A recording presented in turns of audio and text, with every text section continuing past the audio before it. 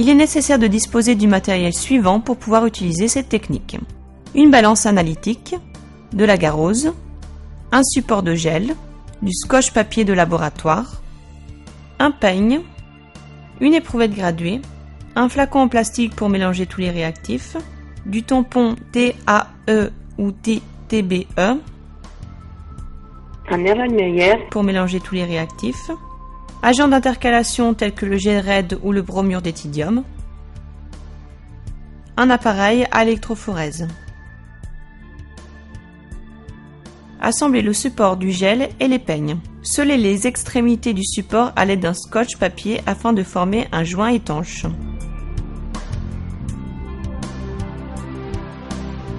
Le volume du gel à préparer dépend de la dimension du support.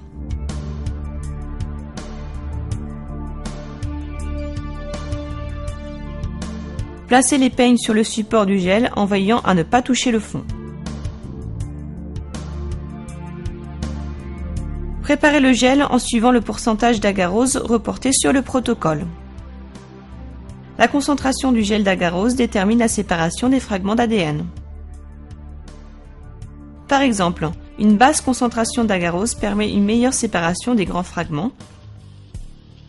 En revanche, une haute concentration permet de mieux séparer les petits fragments. Pesez la quantité nécessaire de poudre d'agarose pour obtenir la concentration voulue.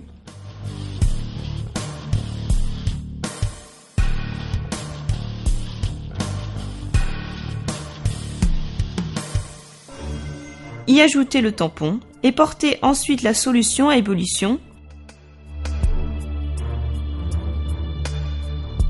de préférence dans un four à micro-ondes, jusqu'à ce que l'agarose soit complètement dissous.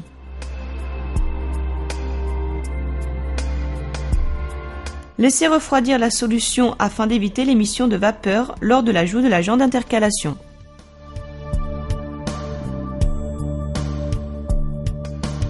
L'agent d'intercalation le plus couramment utilisé pour rendre visibles les bandes ADN à la lumière ultraviolet est le bromure d'éthidium. Il faut utiliser 0,5 microgrammes pour chaque millilitre de gel d'agarose.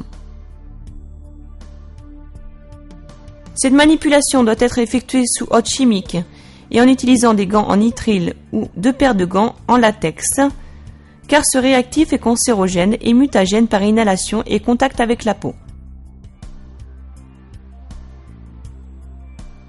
Des produits alternatifs comme le CyberGreen, le CyberSafe et le gel raide, moins dangereux pour l'opérateur et moins toxiques pour l'environnement, sont disponibles. Ils sont cependant plus chers. Remplir le support avec le gel d'agarose en évitant la formation de bulles d'air. Et laisser le gel polymériser à température ambiante pendant environ 20 minutes.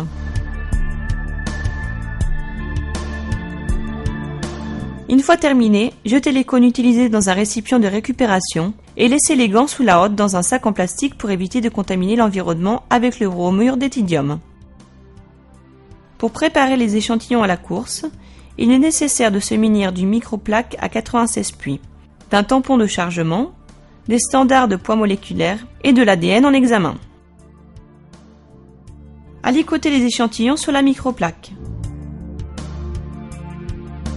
Remplir la fiche de travail et identifier chaque puits sur la microplaque avec le numéro d'identification de l'échantillon correspondant.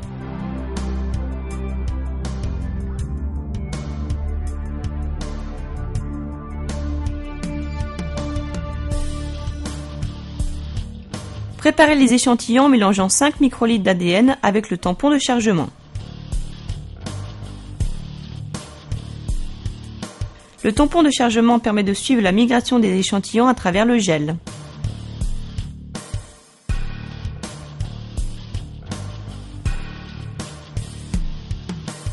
Il contient des colorants tels que le xylencyanol, le bleu de bromophénol et le glycérol, qui rend plus dense l'échantillon et qui lui permet donc de rester au fond du puits de chargement.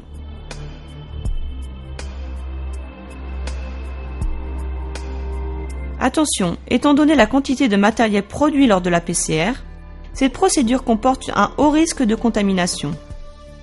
Il est donc fortement recommandé d'ouvrir un seul microtube à la fois et changer de cône pour chaque échantillon.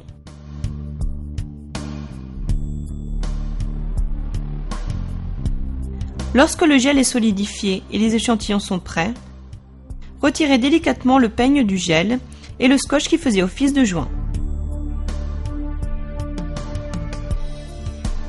Les trous laissés dans le gel seront les puits de chargement des échantillons. Placez le gel dans la cuve et ajoutez le tampon jusqu'à ce qu'il recouvre complètement le gel.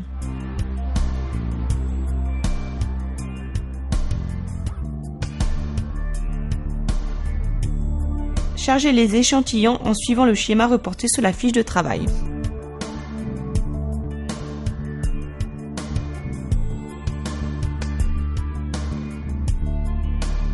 Chargez ensuite le standard choisi en fonction des poids moléculaires attendus.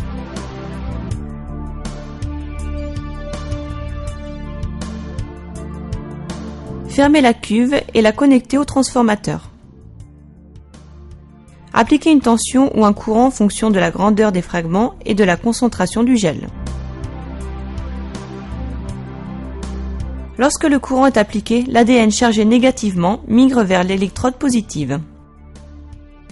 La matrice du gel d'agarose agit comme un tamis, permettant aux fragments de plus petite taille de migrer plus rapidement que les plus grands, donc de séparer les fragments selon leur taille. À ce stade, l'ADN n'est normalement pas visible, mais l'ajout du tampon de chargement aide l'opérateur à contrôler la course afin d'éviter que l'échantillon ne sorte du gel. En fin de course, éteindre le transformateur et désassembler le tout. Exposez le gel au rayonnement ultraviolet à l'aide d'un transilluminateur pour visualiser les différentes bandes d'ADN. L'utilisation d'une visière de protection est fortement conseillée afin de limiter l'exposition des yeux et de la peau au rayonnement ultraviolet. Le résultat obtenu sur le gel peut alors être photographié à l'aide d'un appareil photo ou grâce à l'utilisation d'un logiciel conçu pour l'analyse du gel. Les résultats de l'électrophorèse sur gel d'agarose représentent une analyse qualitative de l'échantillon. Les résultats positifs sont caractérisés par la présence de bandes, ce qui témoigne de l'obtention de fragments. Le témoin positif aide à identifier le poids moléculaire attendu et vérifie l'efficacité de la course.